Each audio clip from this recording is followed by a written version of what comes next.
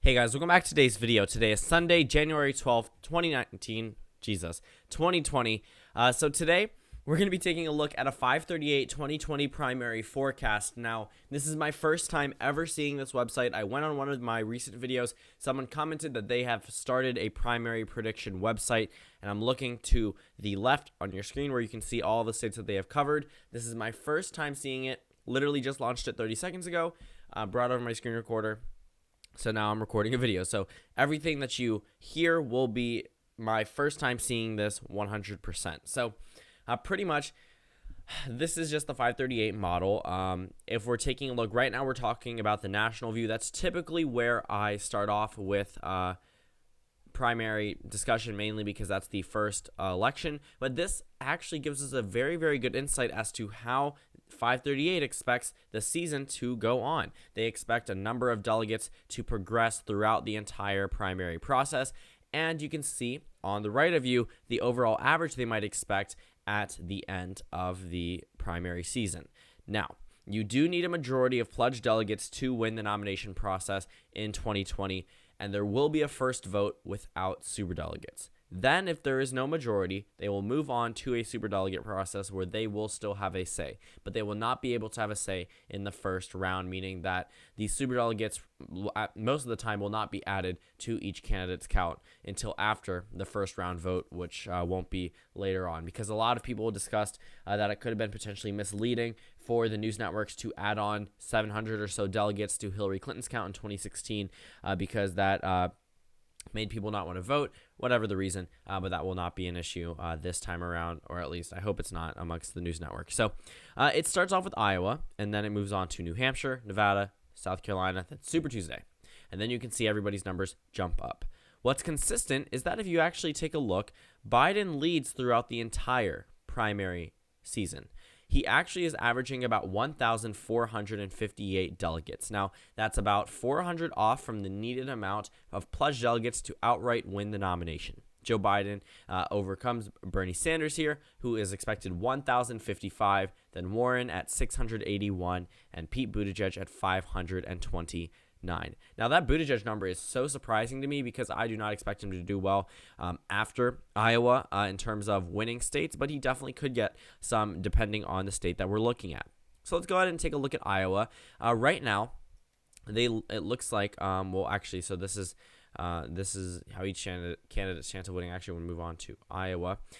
Who is forecasted to win Iowa? So it looks like Joe Biden is forecasted to win an average of 25% of the vote in Iowa. Let's take a look at Bernie Sanders because he was supposed to actually do a little bit better there. That's pretty weird, actually. I expected Buttigieg to do a little bit better than Biden, but I guess this is just how the overall average goes. You can see the average delegates, 12 pledged delegates. If you remember, in 2016, Hillary Clinton barely got more pledged delegates than Bernie Sanders, but they added on superdelegate numbers, so it looks like she got around, I think, 9 more, somewhere around that number.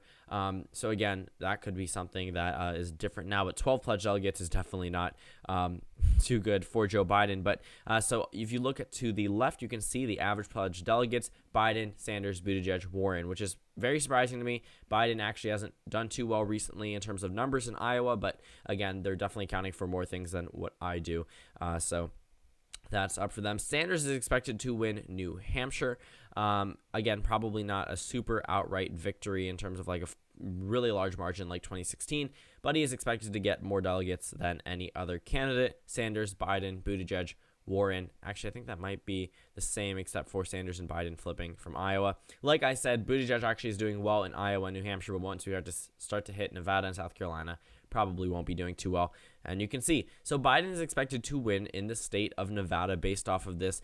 There's so much that I am glossing over right now. I definitely will go more in depth. Iowa, I definitely will be using this tool to discuss because it looks so amazing. And I mean, this is going to be very, very helpful for my eventual primary prediction between Joe Biden and Bernie Sanders.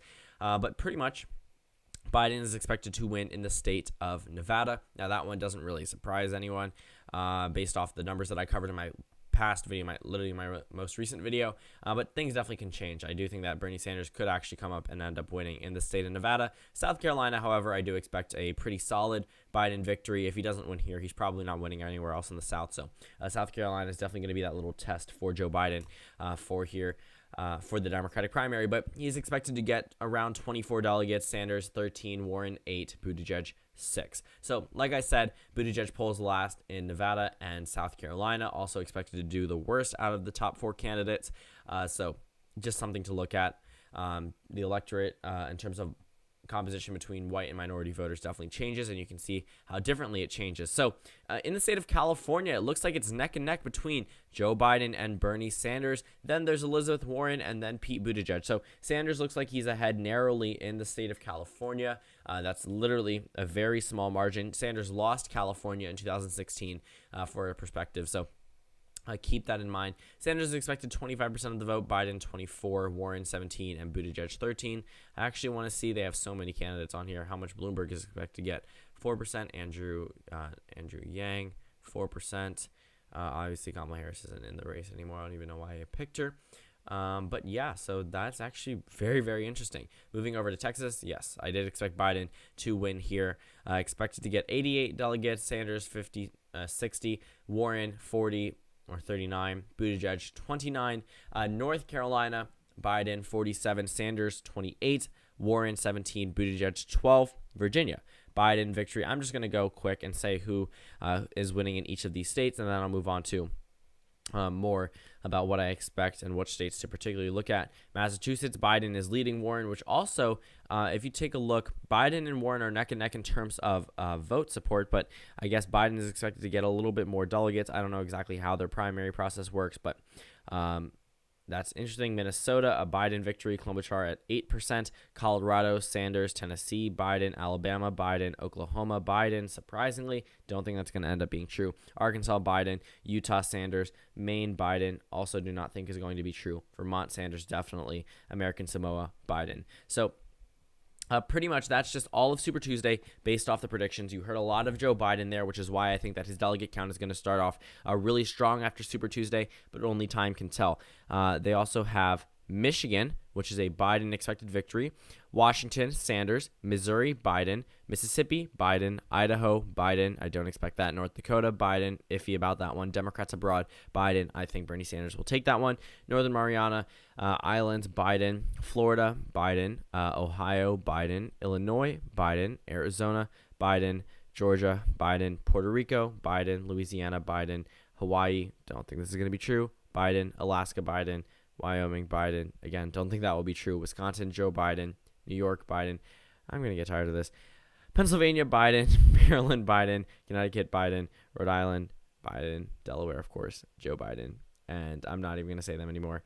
Kansas, Guam, Indiana, Nebraska, West Virginia, Oregon, Kentucky, New Jersey, New Mexico, D.C., Montana, South Dakota, Virgin Islands. Do they expect anyone else to win?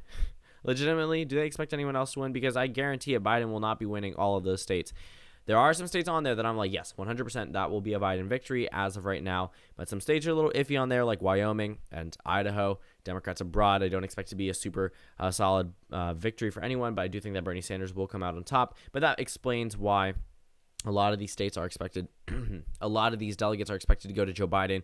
But also, if you take a look at the pledged delegates, once they actually do hit a superdelegate system, you need your numbers up there because the superdelegates alone cannot carry you to the nomination. So Biden and Sanders are probably going to be the only ones that are actually up there in terms of can garner enough support to from the superdelegates to actually win the nomination process. Super Tuesday, I think, is going to adjust as we proceed on. We have a debate coming up in Iowa. I don't think anything after Super Tuesday is set in stone. A lot of these states in Super Tuesday I do expect to end up the same regardless of how these next few debates go. But it really all depends on initial primary performance. Iowa, New Hampshire, Nevada, South Carolina. That will be drilled in. If Biden wins all four, he will be presumed front runner straight off the bat. I do not expect him to win all 4. I don't expect him to win Iowa or New Hampshire. He probably won't, but he probably will win Nevada and South Carolina. But Super Tuesday hits. I do expect Biden to jump up in terms of delegates along with everyone else, but in first place. And then once we move on, then I'll actually start taking a lot more of the other ones more seriously because we'll have a lot more data to go by. But I am very, very thankful that 538 has provided us with this. This is much more, inclusive of data than the one in 2016 was. That one was purely just polling and prediction from 538. This one actually goes in a little bit more in depth and actually focuses on delegate count because I guess 2020 people were ramping up internet, participation in the primary race, and 538 definitely doesn't want to lack in that. So thank you guys for watching this video.